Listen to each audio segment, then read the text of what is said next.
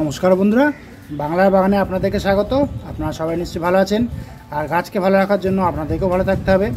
দেখেন, আপনাদের সবার প্রিয় বাংলার বাগানে এই হলুদ রঙের মিষ্টি জবা ফুলটি আজ ফুটেছে। দেখতে কিন্তু খুব সুন্দর লাগে। এটা পুনে ভ্যারাইটি জবা ফুল গাছ আমি বসিয়েছি এবছর আর কি। তো এটা হলো এই গাছের দ্বিতীয় ফুল আর কি।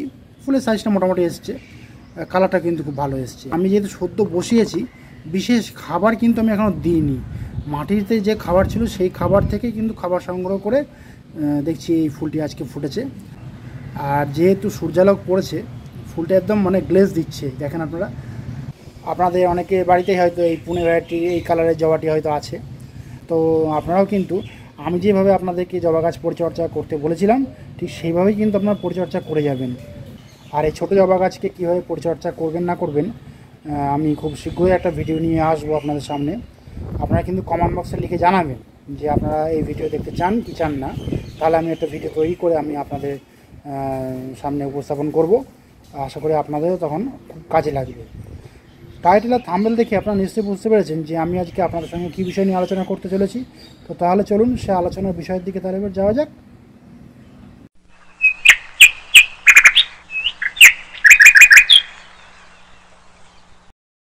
দেখেন, এই প্রচণ্ড গরমের মধ্যেও কিন্তু এই সূর্যমুখী গাছগুলিতে কিন্তু কুঁড়ি ধরেছে। দেখেছেন, কুঁড়ির সাইজগুলোও কিন্তু ধীরে ধীরে বড় হচ্ছে। আশা করি খুব দ্রুতই ফুল ফুটবে। তো যেহেতু এই সময় প্রচণ্ড গরম পড়ছে, আমরা কোনো রকমের খাবার কিন্তু আমরা আমাদের কোনো গাছেই কিন্তু দিতে পারছি না। মানে বিশেষ করে রাসায়নিক খাবার বা খোল ভেজানো জল, এগুলো একদমই দিতে পারছি না। সময় যে টেম্পারেচার তৈরি হচ্ছে, ওই টেম্পারেচারের মধ্যে যদি আমরা ওই যে সমস্ত খাবারের কথা বললাম আমি আপনাদেরকে, সেই সমস্ত খাবার যদি দিয়ে দিই, তাহলে এই গাছের ক্ষেত্রে ক্ষতির কারণ হয়ে দাঁড়াবে সেই খাবারগুলি। শুধু এই গাছের ক্ষেত্রে নয়, গরমে যত সমস্ত গাছ রয়েছে, বিশেষ করে সূর্যমুখী, দোপাটি, জিনিয়া, সমস্ত গাছেদের ক্ষেত্রেই কিন্তু ক্ষতির কারণ হয়ে দাঁড়াবে ওই খাবারগুলি। তো আমি এখন আপাতত কোনো রকমের রাসায়নিক খাবার কিচ্ছু দিচ্ছি না, এখন স্টপ রেখেছি। এখন আমাদের লক্ষ্য হলো গাছগুলিকে কীভাবে আমরা মানে জৈবভাবে খাবার প্রয়োগ করব, দিয়ে সেই খাবার প্রয়োগ করে যে মানে রাসায়নিক খাবারগুলি আমরা দিই, সেই চাহিদাগুলি পূরণ করব এই গাছগুলির ক্ষেত্রে আর কি। তো আমি আজকে আপনাদেরকে দেখাবো যে এই প্রচণ্ড গরমের মধ্যে আপনারা আপনাদের বাগানের সমস্ত যে গরমের গাছ রয়েছে, প্লাস যে সমস্ত দীর্ঘস্থায়ী আর কি গাছ রয়েছে, সেই গাছগুলিকে আর কি কী খাবার তাহলে দেবেন, আপনাদের মনে প্রশ্ন জাগতেই পারে এই সময়। তো আমি আজ আপনাদেরকে এক ধরনের স্পেশাল জৈব খাবার তৈরি করে দেখাবো, যেটা কিন্তু এই গরমের মধ্যে সমস্ত রকমের গাছে আপনারা প্রয়োগ করতে পারেন। সেই খাবারটি কি? সেই খাবারটি হলো একটি জৈব খাবার, যা গাছেদের ক্ষেত্রে অমূল্য বলতে পারেন। তো সেই খাবারটি কি, চলুন দেখাচ্ছি আমি আপনাদেরকে। দেখুন, আপনাদের সামনে আমি একটি জৈব যে খাবারটি উপস্থাপন করলাম, সেটা আপনারা দেখে নিশ্চয়ই অনেকে বুঝতে পারছেন, অনেকে হয়তো বুঝতে পারেননি। যারা বুঝতে পারেননি তাদের জন্য আমি বলছি, এটা হলো পাতা ভেজানো জল। দেখেছেন, আপনারা কিন্তু যে কোনো পাতাই ভেজাতে পারেন, তবে আমি বলবো আম পাতা বা মেহগনি পাতা বা কাঁঠাল পাতা, সেটা ভেজানোর পরে যে নির্যাসটা বের হবে, সেই নির্যাসটা যদি আপনারা আপনাদের সমস্ত রকমের গাছে দেন, তাহলে সব থেকে ভালো কাজ করবে। এছাড়াও আপনারা অন্য পাতাও নিতে পারেন, তবে আমি যে গাছের নামগুলি বললাম সেগুলি নিলে আর কি সব থেকে ভালো কাজ হয়। তো দেখুন, এখানে আমি প্রায় 500 মতো জলে আমি শুকনো পাতা আমি ভিজিয়ে রেখেছিলাম।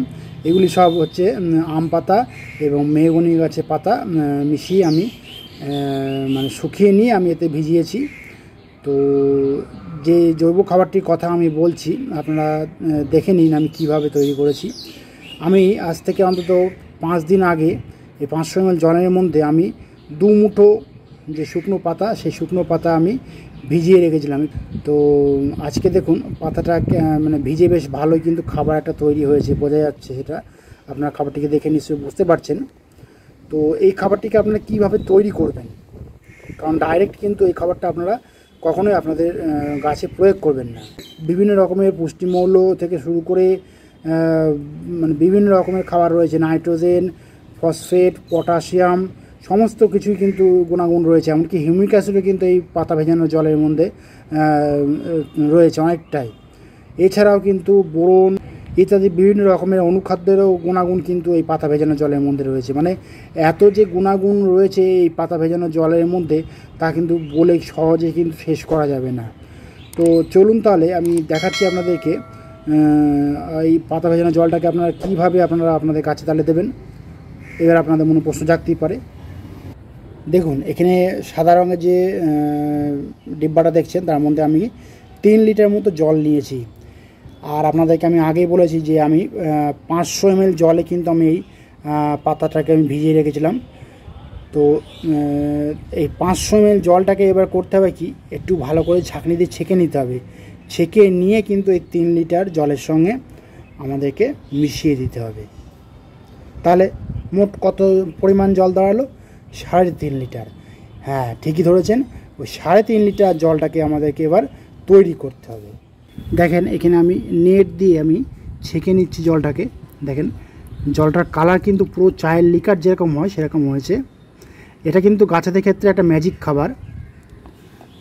দাঁড়ান আমি দেখাচ্ছি আপনাদেরকে। এই দেখেন পুরো ম্যাজিক খাবার, দেখেছেন? মানে অরিজিনালি যে খাবারটা সেই খাবারটা কালার কিন্তু এসছে এরকম, দেখেন আপনারা দেখেছেন। তো এইটুকুনি আমি মিশ্রণটা নিলাম আমি আর কি, নিয়ে এই জলের সঙ্গে মেশালাম।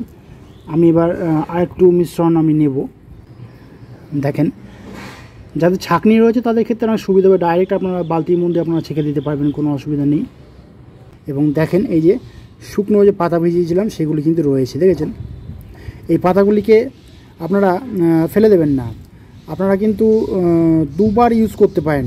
মানে আজকে একবার দিলেন, আবার অন্তত মিনিমাম একটু রোদে শুকিয়ে নেবেন আপনারা এই পাতাগুলিকে, নিয়ে আবার যেদিনকে দেবেন সেদিনকে ওই একই রকমভাবে ভিজিয়ে রাখবেন।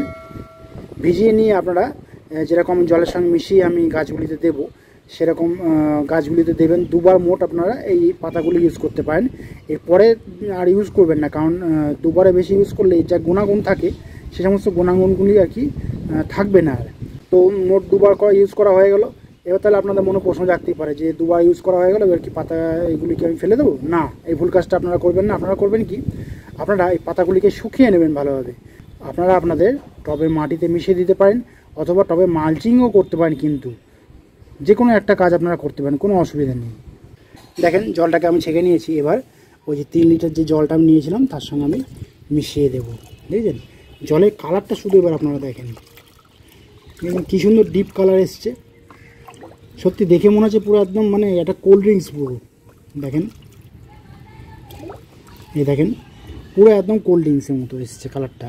আর এই যে পাতা ভেজানো জলটি যে আমি গাছে দেব, এর যে কত গুণাগুণ রয়েছে তা কিন্তু বলে শেষ করা যাবে না। আমি আপনাদেরকে আগেই বলেছি এর মধ্যে প্রচুর পরিমাণে মাইক্রোনিউট্রিয়েন্ট, ম্যাক্রোনিউট্রিয়েন্ট, বিভিন্ন রকমের এনপিকে, এমনকি অনুখাদ্য থেকে শুরু করে বোরন, কত কিছু না রয়েছে। মানে এত যে গুণাগুণ রয়েছে তা কিন্তু বলে শেষ করা যাবে না। আপনারা সবাই জানেন, যারা পুরনো বাগানি, যারা একটু অভিজ্ঞ আর কি, আর যারা নতুন রয়েছে তাদের জন্য আমি যেটুকুনি জানি সেটুকুনি আমি বললাম আর কি।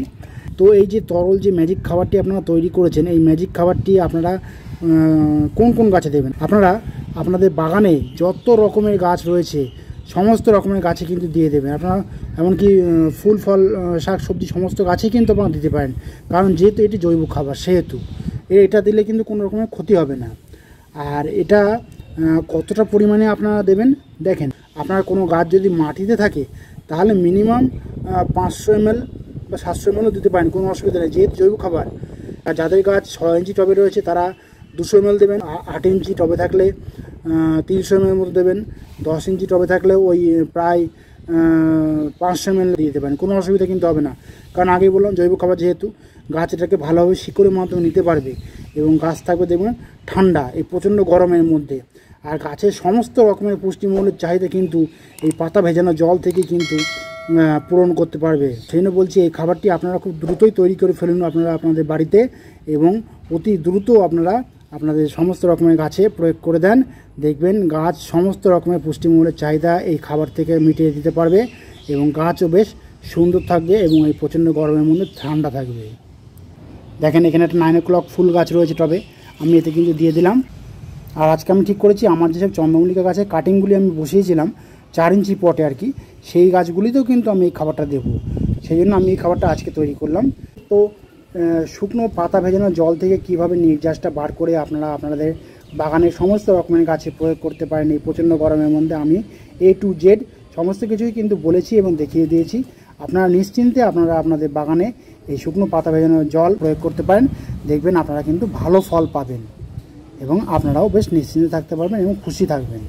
তো বন্ধুরা আজ এই পর্যন্ত। আর যদি কোনো কমেন্ট থাকে তাহলে কিন্তু বাংলা বাগানকে জানাতে ভুলবেন না, কারণ বাংলা বাগান সবসময় আপনাদের পাশে ছিল, আছে এবং থাকবে। আর আমার এই ভিডিওটি যদি আপনাদের ভালো লাগে তবে লাইক করবেন, গাছপ্রেমী বন্ধুদের মধ্যে শেয়ার করবেন এবং আমার চ্যানেলটিকে সাবস্ক্রাইব করে বেল আইকনটিকে প্রেস করে অল নোটিফিকেশনটিকে প্রেস করে রাখবেন, যাতে নিত্য নতুন ভিডিওগুলি আপনাদের কাছে খুব সহজেই পৌঁছে যেতে পারে।